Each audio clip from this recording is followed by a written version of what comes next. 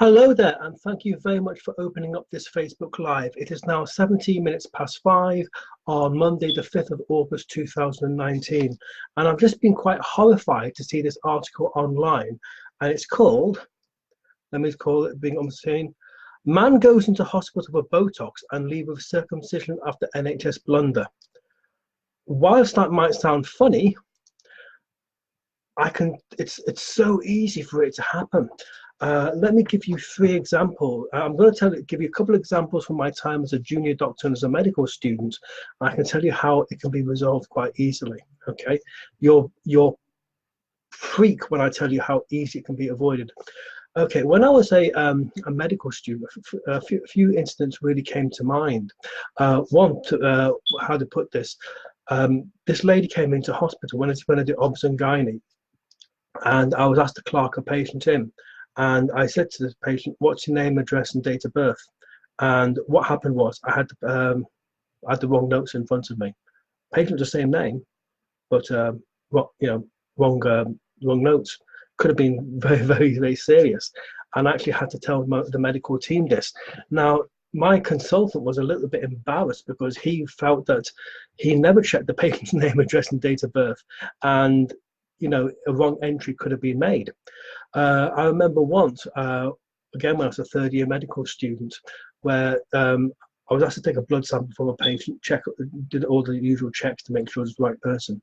Anyway, I then had to do a ward round later on that afternoon, and they were discussing these patients' blood results. Now, on the ward I was on, there were two patients who had the same unisex prename and the same surname, so it was quite easy for them to get mixed up.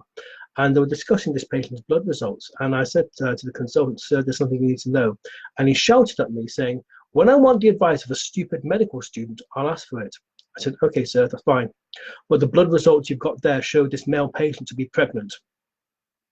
And they looked very, very embarrassed, to say the very least. When I did a final year medical school attachment, again, I was actually asked to clerk a patient in. And what did I find? This is quite embarrassing. This lady was called in to see the consultant.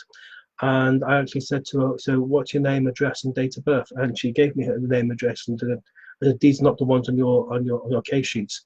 And then she said something quite horrific. She said, "Yes, I got the letter asking me to come in to see the consultant, but she said I'm not on any medication. There's nothing wrong with me. I haven't been to see a doctor in 15 years.